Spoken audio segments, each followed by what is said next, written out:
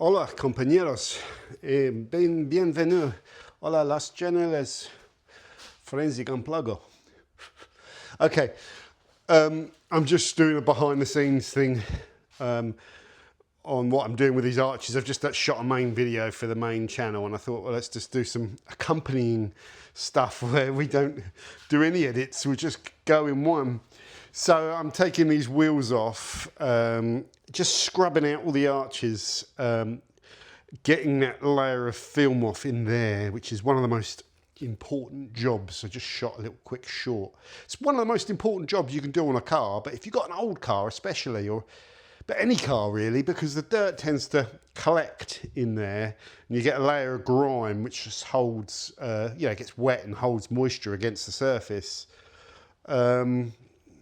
So yeah, if you get in there and brush it all out, get it all out, then just treat the inner edge with Hydrate 80, just so any surface corrosion is converted, and keep on top of it. Maybe like put some spray wax in there or something. I don't think it's going to make much difference. It's still going to get rammed in there. So no, it's the cleaning, I think. Unfortunately, some detailing jobs benefit from protection, but the actual benefit of protection is a lot more subtle than we realise, and it's really the cleaning of the car that is, I think, the important thing. So let's just crack on, and we'll set this camera up over here and we'll chat to you, because I'm mic'd up with these Video Pro Rodes, which are pretty fantastic actually for all this vlogging stuff. We can talk about tooling, we can talk about what we're doing. I've just got that little kneeling mat there, which as I get older I find is good. Once I've done all this, I will rinse all this garage out as well, just to get the floor clean. I always just like to jack that up to the point where it's sitting on the tyre so it's not going to drop. I've loosened the bolts off. Oh, shizer. I've loosened the bolts off. Then I just use a drill. I was going to buy an impact wrench, but they're about 300 or 400 quid for the flex ones. So I just use the flex drill, and I use a 1/2 inch converter to a drill bit so that I can go straight into this. And it's just a really quick way of doing it on the cheap. That's the thing, you get them on Fleabay. Brilliant little things. They've got all the different sizes. So you turn it into an impact driver where you don't need the torque of the impact thing. And it's just to get the bolts off quicker. Saves you having a tool that you're not necessarily going to need. Get out of the way. Bloody bucket. So yeah, you can see how quickly, because half the effort of taking these wheels off is whipping the bolts off. So this just makes that. You can slow it down if you're worried about scratching your alloys, but this bit's all covered anyway with the cover plate. So yeah, it's been a revolution. So easy it is. That was half the battle. Before, I'd be sweating taking those bolts off. I discovered this years ago. It saved me so much grief. Yeah, you need to be careful, because if you're not fully jacked up, this will be under pressure on the hub, and then it can pop off and bounce and scratch. So you just want to make sure, yeah, it's not on the hub. So taking alloy wheels off of a car, funny enough, is something that will damage lots of times. When workshops take your alloy wheels off, they'll drop them because they're up on ramps, and they'll unbolt them and they'll drop, and then bang on the heat shields and you've cracked your lacquer, and then it's all downhill from there on in. So I always like to do the work on the alloys myself. Just looking at the tread wear on this, because the camber setup is all wrong. So let's just jack this up. Get a bit more height on it now. I'll double jack. Probably can't see this bit. I'm just double jacking for. It takes the load off the jacks, and if any of them fail, it won't go. Higher I get this, to a point, it'll just make this job a bit easier. Seals on this car are generally good. So our aim is to clean and lube, coat all the plastics, and just tidy it up in here. It's actually just, you know, this is just what the reality is of one of these cars of this age. But it's all in pretty good order. That strut's a bit on here. You're getting that surface, that paint. See that coming off the spring? Once that starts happening, you've got a few more years before they crack. But anyway, I'll replace them before then. I've got new discs. They were new pads. Not as much pad left on there as I'd think. No, there's quite a bit actually. It's just the angle and the light. There's quite a bit of pad there, so that's fine. Those are stock brakes. You don't need to upgrade your brakes on this car. It's not fast enough. And upgrading your brakes doesn't make you stop any quicker. Just gives you the ability to dissipate heat more and get more consistency at the extreme end of use, but it doesn't give you more braking performance. So stock brakes are kind of okay on this car. It wouldn't be good for track work though. Lots of people just like to upgrade them. So would I perhaps one day. They're a bit pretty budget, aren't they? But it's fine. Right, so let's flood this out with APC first. That's going to be our priority. So this is the Gyeon APC. I've got having it in these Tolko big blasters. I go through this. This was full this morning. I'll go through. So I've gone through a litre for this, just for this, because I'm just using loads of it. These triggers pump out so much. They're much better, I think, having these triggers than pump sprayers. It's just no messing around. Look, it's just so beefy.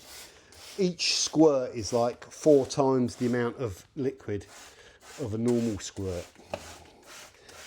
So you really flood it with chemical. Get all that. And now it's going to break some of the grease down in the caliper. Get it all behind this heat shield. Get it all in there. All in those ball joints come underneath. Get it all up there. Flood it. And in there, so important.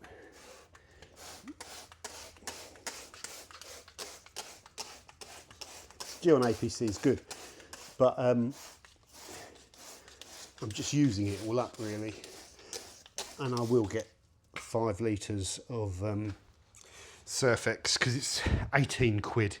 It's a little bit stronger as well. It's more dilutable, so it's so much more affordable. It's the best APC on the market, but I've gone through a litre of that concentrate. It's lasted me a few months, but APC, funny enough, I just seem to go through it. I do go through the citrus as well. Go through the citrus.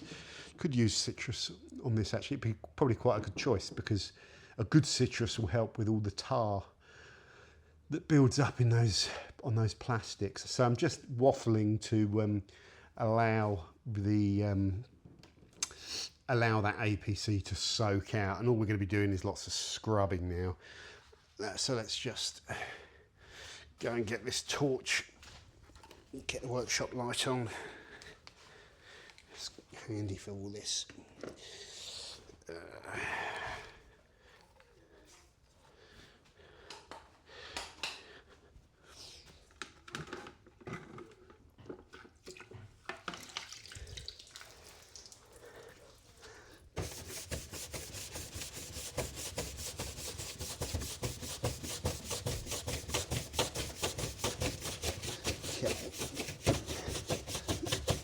Nothing too clever here.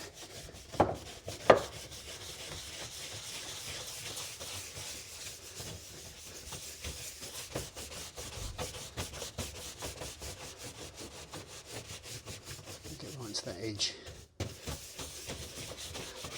Oh, she's off.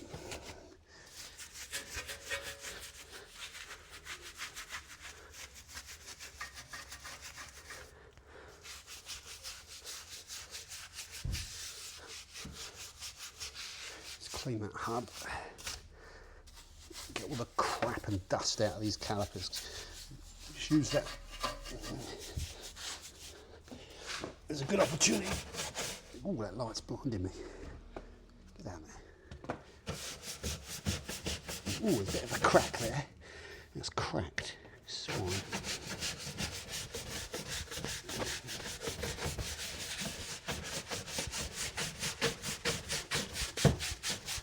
Burn some calories doing this, boys. It's good though. I feel like I've got more strength since, don't go on about the weight. Since I've been doing my diet, I can like work away for hours. I'm not huffing and puffing so much. A little bit. Probably sound like I am on the mic.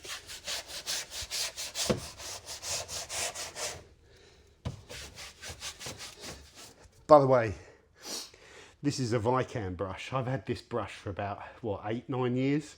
It's still mint. It's indestructible. It's such a good detailing product. It's like one of the best things I've ever bought. It's like, it will just last forever. It's incredible. And this Elasto brush as well. This is incredible. You don't see them, like, detailing brands don't sell them, like, well, some do obviously, but you know, you'll get sold the unicorns. Oh, where's that camera's probably gone? AWOL, isn't it? You'll get sold the unicorn's hair brush, you know, like for £5 But these two brushes, if you're into detailing, like, are just essential, because that's aggressive. That just covers lots of ground, is indestructible. Good. It's tapered as well, you know, it's feathered, so it's good for the faces of alloy wheels, but it's just great. It's great engine bays. You just cover ground quickly with it, and it's indestructible, which always helps. Couldn't be without either of those.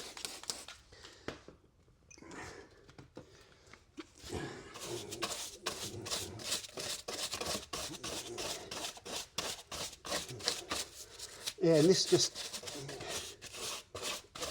keeps all this shizer under control. For some reason, this arch is a bit better than the other one. Is it passenger side? Yeah. This just allows me. This is the original brake lines on this side, I think. They've just done the ones on the other side. These look in pretty good shape.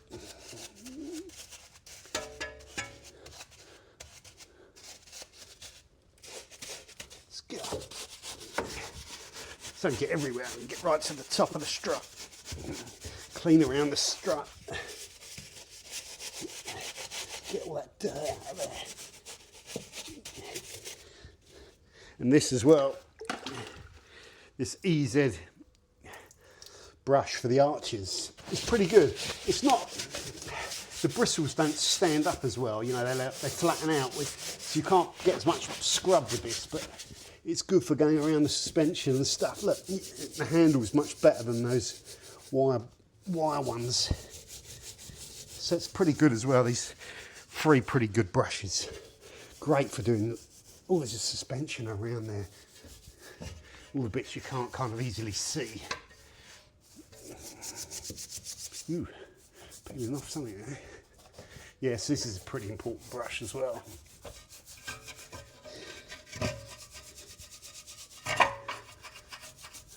This all gets caked.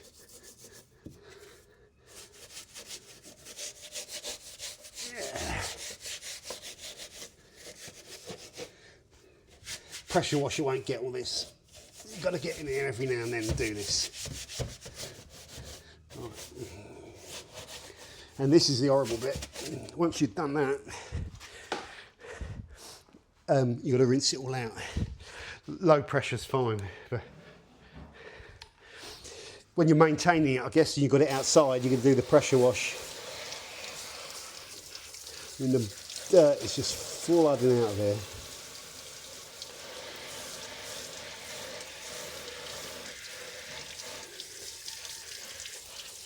I know they have done that pipe, it was just It was black because it was dirt. Now it's got the yellow stripe on it.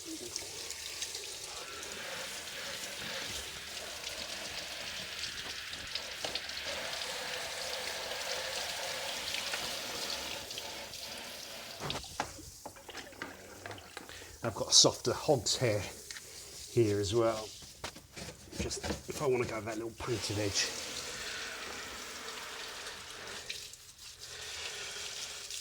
Yeah, getting there.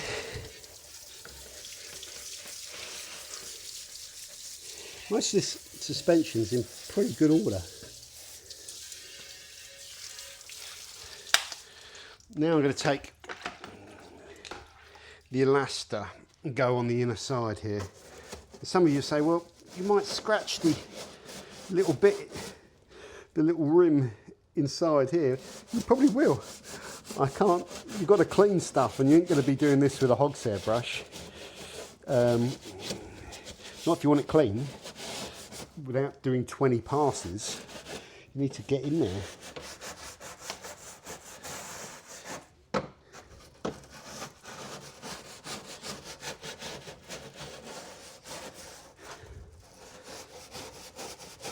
This is, I'm pretty sure I've done this not too long ago, so that's pretty good. So we're looking good in there actually. So the next step, which is a bit weird, is I'm just going to flood it with the Atom Mac. All of these suspension components, all this kit's getting dirty because my hands are all filthy. You should probably glove up, but all the kit's going to get dirty. It's really important at the end to take one of your hog's hairs after you've cleaned the bucket out and just go over and clean all these bottles and clean your equipment, or else all your bottles get filthy. And next time you're doing a job, you get dirty quicker. So I'm just going to spritz it over anything and everything that's metal could corrode.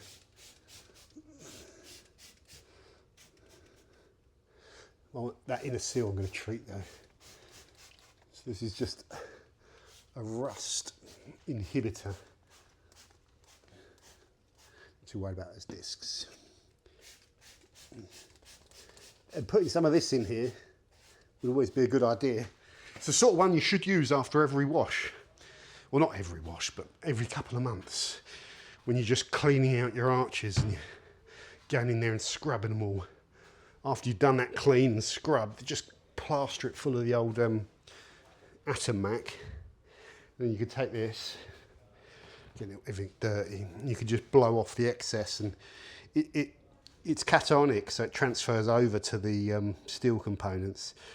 So you probably just benefit from leaving it to dwell for a few minutes, and then you could blow off the excess because we're going to be coating in there.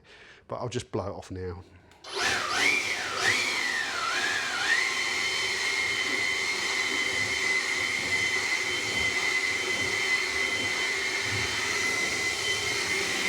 Blast it off the panel. Get those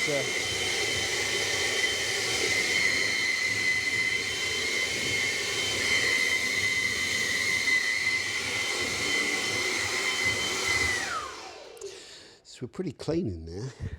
Not like a mint new car because it's old components, but pretty tidy. Just notice there's that crack there, but it's not worth changing the arch. Yeah, that's good. That's not corroded. There's a little bit of stubble in there, so I'll just put some treatment over that. I'll put the Ferrosol on that, and I'll lube up. So let's lube up now, and then we'll do the anti-rust afterwards.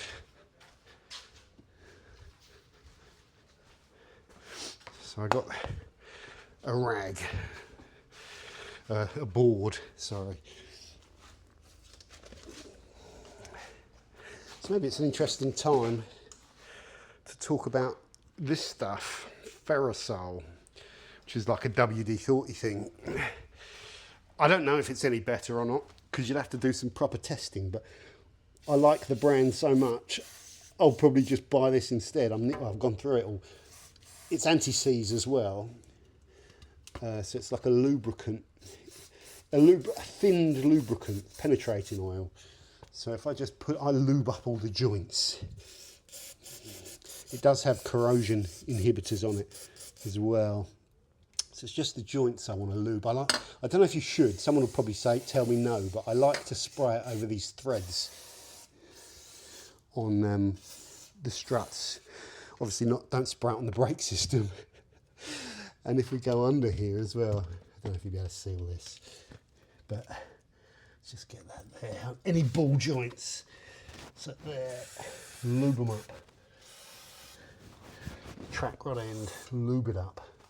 I've done the little anti-roll bar bush linkages. I'll do the main wishbone bearing there. What else have we got to do? I think that's about it. So you've got over there one of the wishbone joints, the ball joint, then the joints that connect it to the hub, then the track rod end, the anti-roll bar. It's quite a simple suspension, this, isn't it? Compared to a Porsche, it's a strut, it's a hub, it's a lower wishbone linked to an anti-roll bar. That's about it. It's very simple suspension. Doesn't feel as good as the Porsche. Obviously, there's benefits to all of those 362 suspension arms the Porsches have. Less to maintain though. You get a set of lower front arms. If you've got good anti-roll bar bushes, new lower arms, which I think were done at some point, you're kind of there, aren't you? Drop links, which are cheap. So if you needed to renew all those things, you would do your anti-roll bar bushes, drop links, control arms. Then apart from that, you're looking at subframe mounts, aren't you? You know, and obviously there's whatever's going on at the back, but I've had all that done, as I mentioned in the main video. Any sort of bushing or joint, I think the trailing arm bushes were gone, so they did those, you know. Right, so that's lube. So now what we'll do is paint. Forgive the heavy breathing. Oh, your camera. Very low on this now. I'm going to go and buy some more. It's really good, this rust converter. It does what it says on the tin. It turns that liquid there, you paint it onto surface corrosion that you want to treat. You know, you could always remove corrosion, is the ultimate thing, isn't it? Remove it, grind it off, you know, get it all out. But that's not always viable. So it's like a rush treater you can just paint on is very good. You're going to destroy your brush doing this.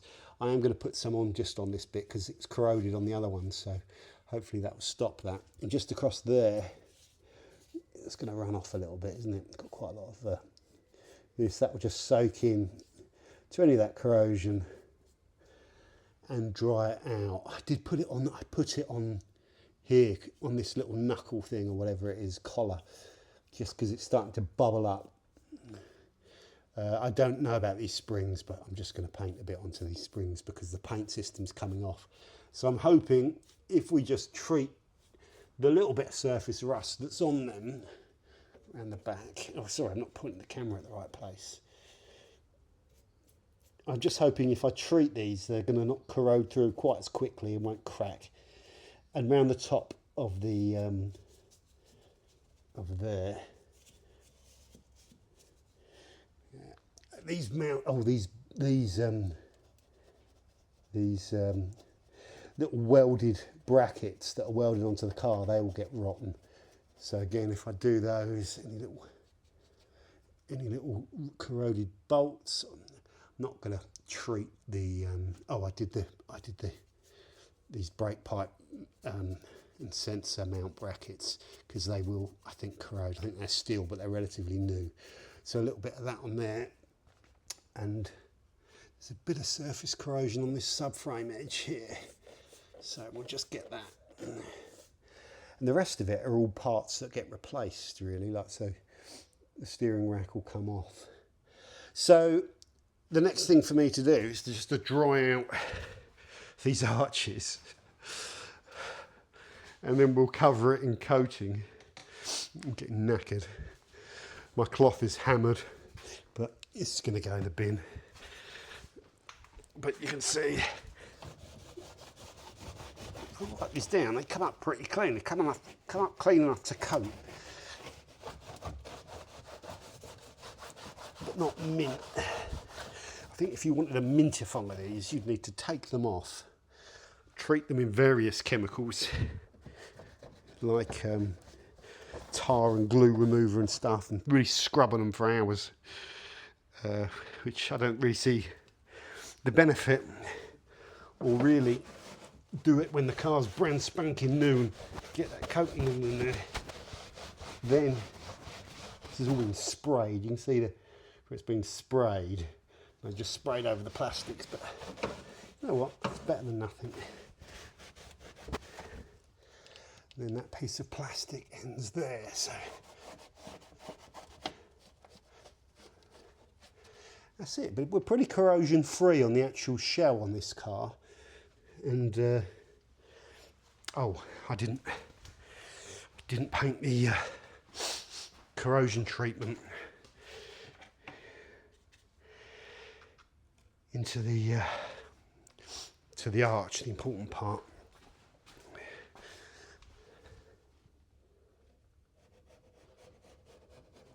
Sorry, you can't see what I'm doing here, can you?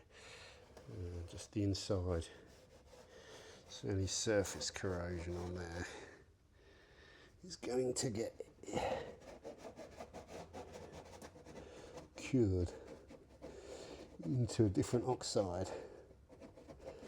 I think that's how it works. It's just a messy job. I have done this before, and there isn't much corrosion here. And yes, this is all kind of gritty and horrible. So, but there we go. That will do. And now I want to get the coating on. So I said sort of projected 20 minutes a corner, but I think if you're not filming, you can do that. That is now trashed. I should put gloves on, but it's going to affect my filmage. So let's. This isn't coming out as good as it usually does. This stuff. It usually just sort of you get a trickle going. It needs a shake to get it out. Sometimes as you get less product in there, it suddenly goes. Or a magic tap. But glove up when you do this, because you don't want coating all over your hands. But should be able to avoid that. I did the other side with gloves. Right. And this won't take long. What we're trying to do is just make sure we get it all. So we start at the bottom down there. Get the edges. Oh, I've got some of that corrosion stuff there, but never mind. And just try and get it all with coating. And I'm not going to buff this, I'm just going to leave that to set in.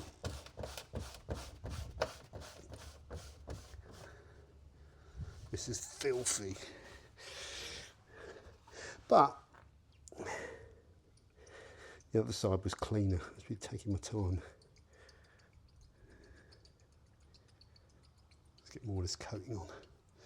If in doubt, tip the whole bottle out.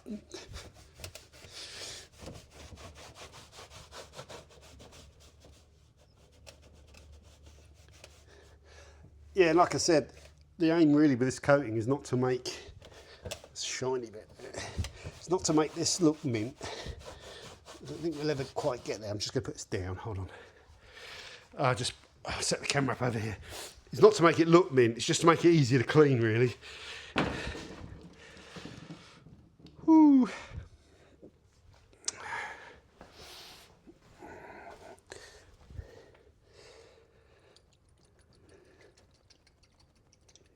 This is filthy work. All these clothes are going to be absolutely smashed.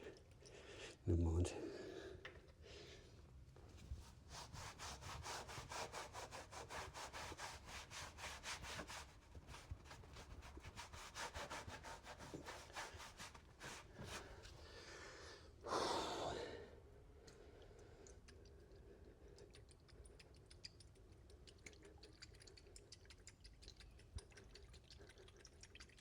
Get a little bit in there.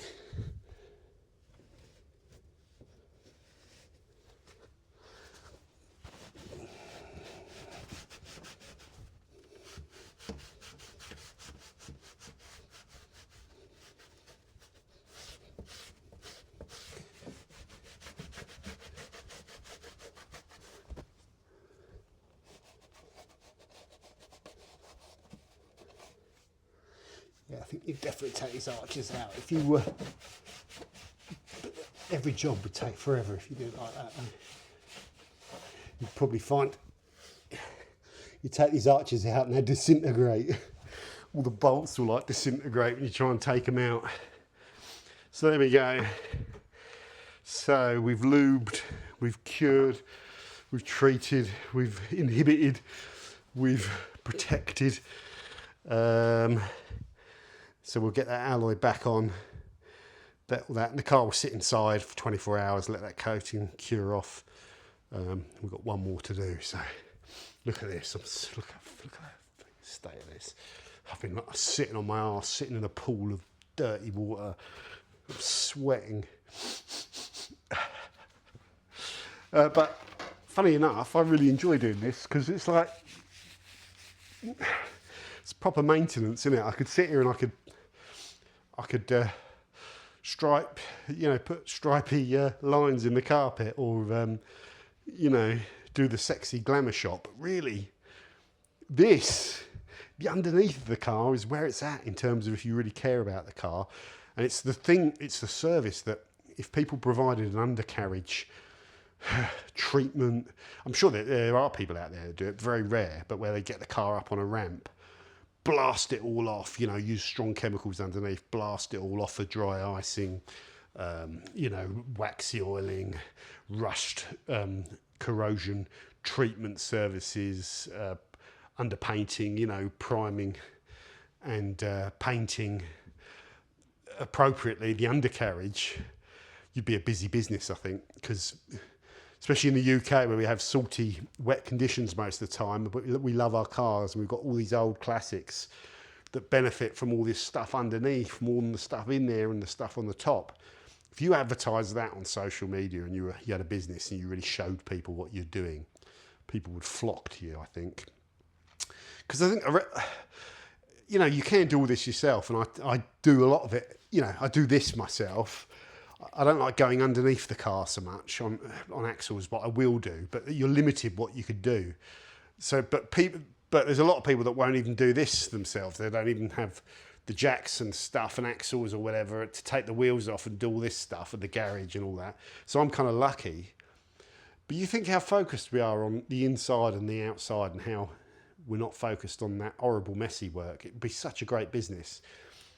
Yeah, and like I say, any business that did it and really promoted their own stuff and did loads of stuff on socials, I think you'd have a thriving business with that. If you were showing people like here's like, take this car for example. Here it is at the start with all these corroded bits, and then you drop all the subframe off it, and you treat it all, you powder coat stuff. It's all chargeable services. You put it all back on. You'd have to be good with your mechanical stuff. And then the underside's all mint and restored. You imagine, people pay thousands for that. I would pay quite a lot to have that done, but you want it done properly. That's the thing. I can do Mickey Mouse bodge bits, and I could find a bit of corrosion somewhere on the leg or something and grit it off and then prime over it and paint it. But like, you want someone to drop everything, the whole lot, and not charge more than the car's worth, ideally. You'd like to pay like 3 or 4 grand, wouldn't you, to have your under chassis kind of restored? But it depends what they're doing, how much it costs, and that can cost a lot more than that. But yeah, very good. That'd be good business. So I hope you enjoyed this one, guys. Thanks for tuning in, and I'll see you soon on the Forensics Unplugged channel. Don't forget to subscribe. Over and out. Doug.